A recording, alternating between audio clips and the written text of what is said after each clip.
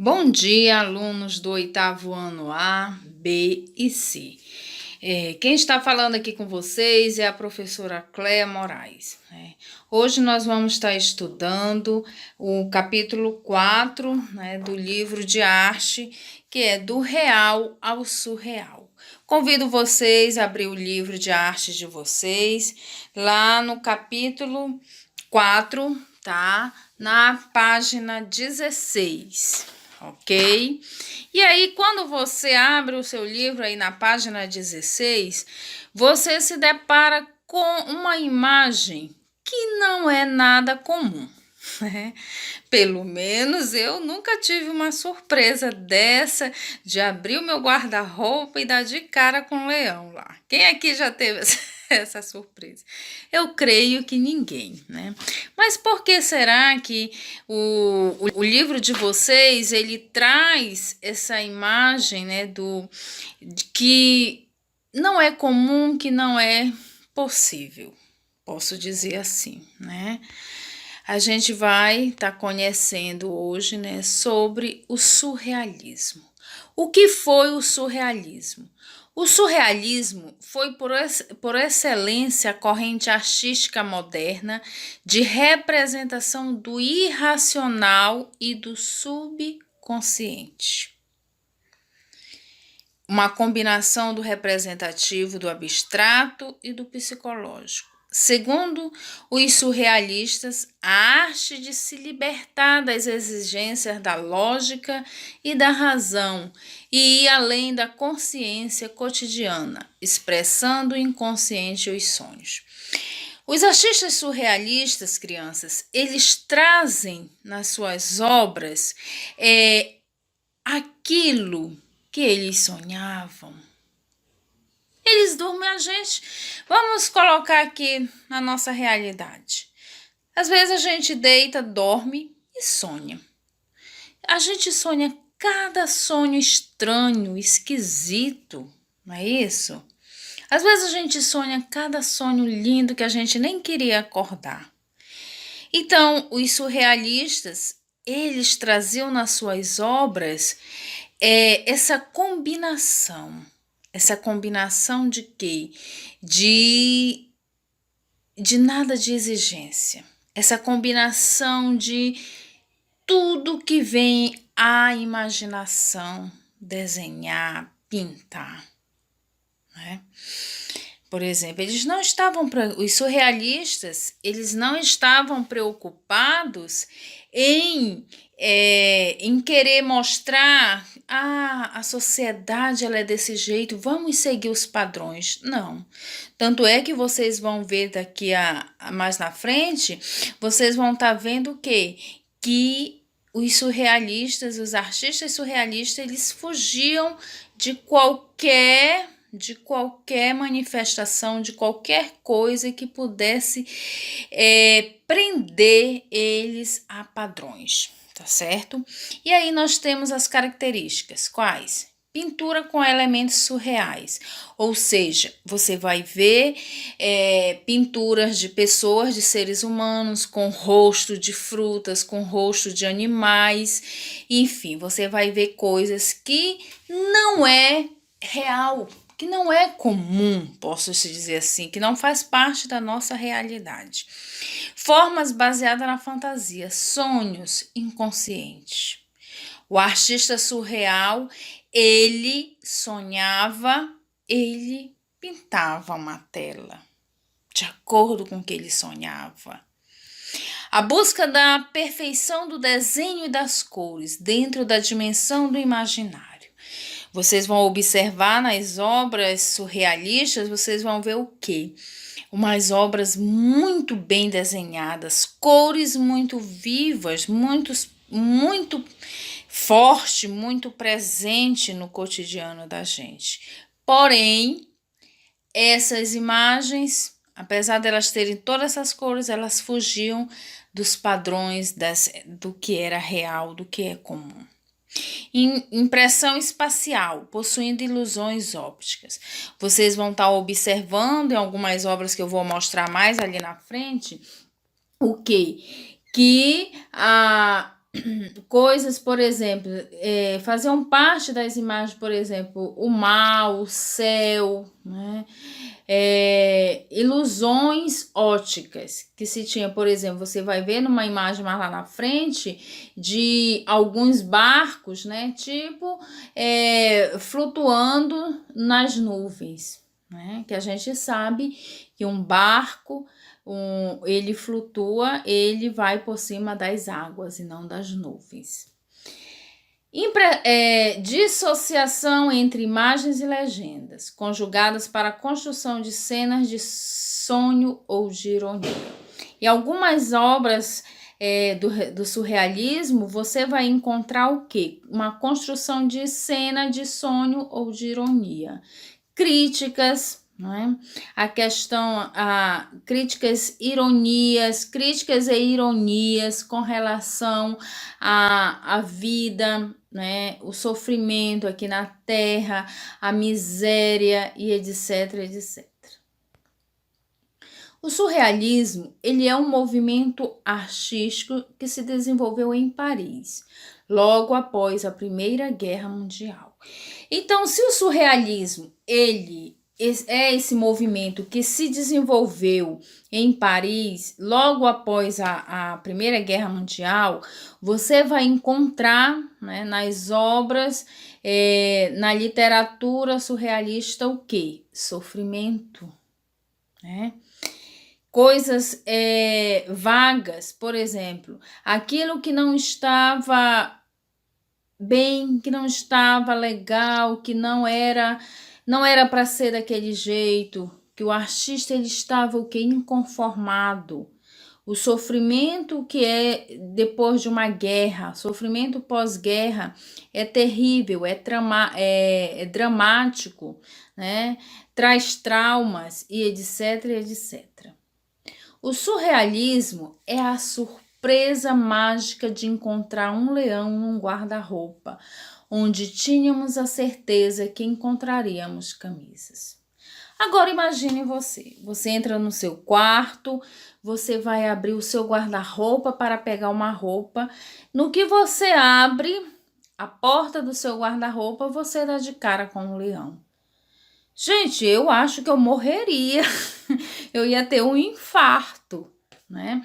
Eu creio que muitas pessoas iam assim cair, né? Porque não é algo assim que que passa pela imaginação da gente, né? De abrir o nosso guarda-roupa e dar de cara com um leão. Chegar em casa e encontrar um leão escondido no guarda-roupa é algo muito improvável, não é mesmo? Com certeza. A gente não acha que isso seria provável, né? E aí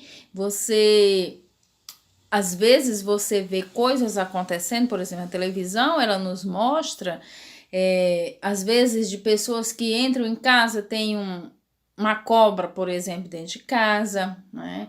Deu uma chuva muito grande, apareceu uma cobra, enfim, alguns outros animais também que não são domésticos, né? Que a gente não costuma criar, mas comparando assim entre a cobra e um leão, né? É mais comum as pessoas criarem cobra do que leão. Então tem algumas coisas dentro do surrealismo que não é real. Por isso, surreal, tá? Coisas que não são possíveis.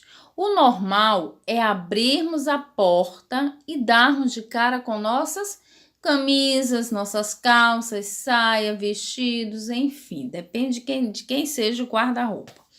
Entretanto, no universo da arte dos sonhos, coisas surpreendentes podem acontecer. Gente, impressionante. A arte, como esse universo da arte, ele nos leva além, né, do nosso imaginário, além da nossa realidade. E é o que a gente vê, né, nas obras surrealistas. Neste quadro, os relógios moles vêm de um sonho que Salvador Dalí, né, ele teve com queijo derretendo. Olha só, Salvador Dalí, ele foi um artista, um dos principais artistas do surrealismo. Uma bela noite, ele sonhou. Ele sonhou com queijo derretendo.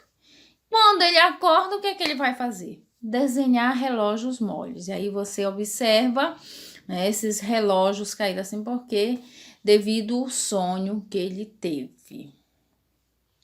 O surrealismo, ele reuniu artistas de diversas linguagens, como a poesia, o cinema, o teatro e a fotografia. Entre os artistas visuais, podemos citar os espanhóis Jean Miró, Salvador Dalí, o belga René Magritte e o alemão Max Ernst. Eles aproveitavam-se justamente do material proveniente dos sonhos para criar suas obras, retratando um sonho propriamente dito ou reconstruindo suas condições aparentemente sem sentido. Tá? Acho que a gente já falou aqui essa questão, né? Que os artistas surrealistas, eles retratavam nas suas obras o que? Os sonhos, né? Ou eles, né, colocavam em suas obras condições aparentemente sem sentido. Como eu citei ainda há pouco, a questão do guarda-roupa, né? Abrir o guarda-roupa e ter um leão lá dentro. E aí nós temos algumas características, meus alunos, que é muito comum no surrealismo, tá? Nós temos aqui, né, uma imagem surreal, tá? Que é um homem, né, com uma cara, com uma pomba no rosto, um pássaro no rosto. E aí aqui é a livre expressão do pensamento. É a primeira característica do surrealismo. O mote principal do surrealismo era a expressão livre do pensamento, regrada somente pelos impulsos do subconsciente. Ele desprezava a lógica e era contra os padrões estabelecidos pela ordem e pela moral da sociedade na época. Suas obras não se restringiram somente às artes plásticas e à literatura. Ele também influenciou manifestações artísticas como o teatro e o cinema. A segunda influência foi a influência das teorias de Freud. A principal característica do movimento surrealista é a influência significativa das teorias psicanalíticas de Freud, que valorizavam a importância do inconsciente para impulsionar a criatividade do ser humano.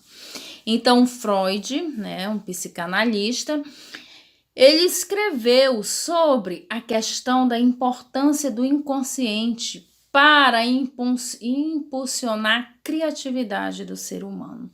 E aí, os surrealistas, eles trazem essa característica para este movimento, né?